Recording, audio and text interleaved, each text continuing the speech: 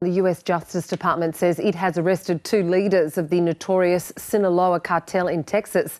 Ismael Zambada, nicknamed El Mayo, ran the powerful cartel for decades alongside its notorious leader Joaquin El Chapo Guzman. The US government had offered a reward of $15 million for his arrest. Guzman's son, Joaquin Guzman Lopez, was also taken into custody. US officials say they were arrested after landing in a private plane and will face charges related to running the criminal network and manufacturing and trafficking fentanyl throughout the US. Well, for more on this, I'm joined now by Professor Juan Carlos Montero from the Monterrey Institute of Technology. Professor Montero, welcome. Thank you very much. Just how significant are these arrests?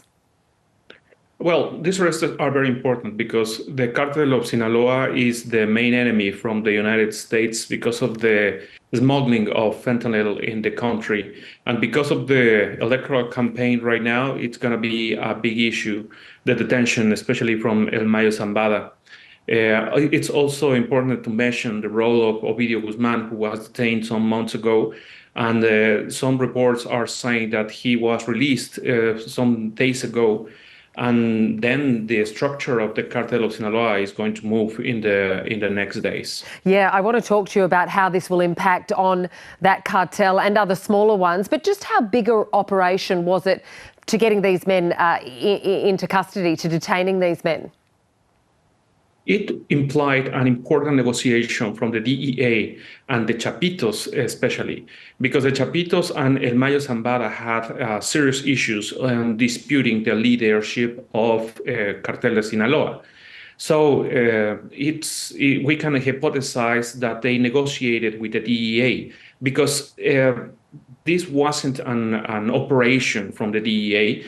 It looks like they turned themselves into custody for the DEA. We can mention also that perhaps it was treason from the Chapitos to El Mayo, but at the end it was they are turning themselves in, and it wasn't a detention from the DEA in Mexico or in the United States. Okay, can you tell us a little bit more in depth about the Sinaloa Cartel? We know that they were responsible for the manufacturing and trafficking of fentanyl, as you just mentioned, but what do they do at a more granular level, and how do they operate?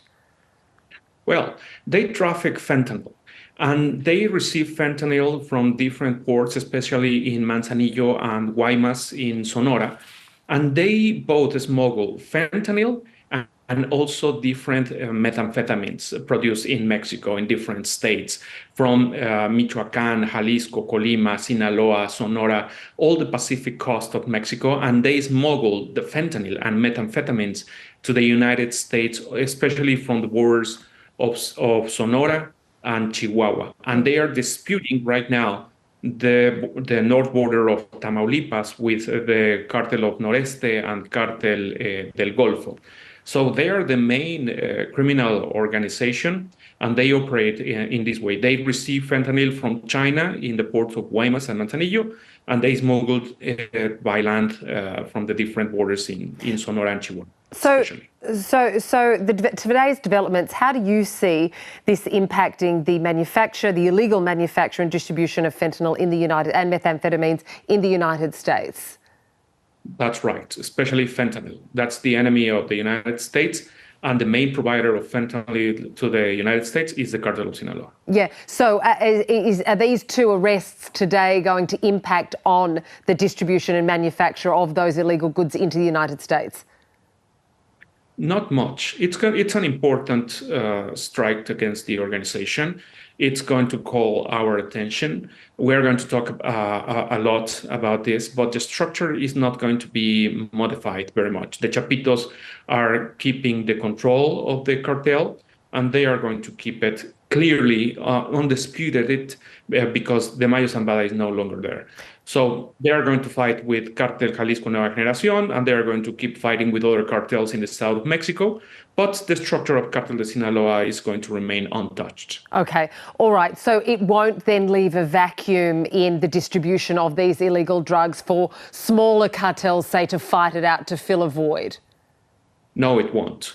Perhaps we're going to see some instability in the state of Sonora, perhaps with certain groups against the Chapitos, but the Chapitos remain in control, and now they are undisputed. So we're not going to see this vacuum of power. So if you're essentially cutting off the head of a cartel with, El Chapo was incarcerated, I think in 2017, a life sentence. Now we've had these other two high-profile arrests. If you're cutting off the head, which is essentially what this sounds like it is, but it's still maintaining to have its presence, what do authorities need to do to impact and to stop the illegal trade of fentanyl and methamphetamine coming from the south into the United States of America? They need to prosecute the money. And the thing is that the Mexican government is not showing that they are going after the money. The United States are, and they are imposing several sanctions to different companies associated with different cartels, but Mexican government is not. And I think that that should be the strategy. They should be targeting the money and not targeting people, because as we just said, the leadership is not going to be contested. We're not going to see problems in the structure of Cartel de Sinaloa. But if the Mexican government actually cut the economy, the funds of the organizations, not just the Sinaloa Cartel, but any other organization, then we would see important strikes against the organizations. The money is the key. Very interesting indeed. Professor Juan Carlos Montero, many thanks for joining us. Thank you very much.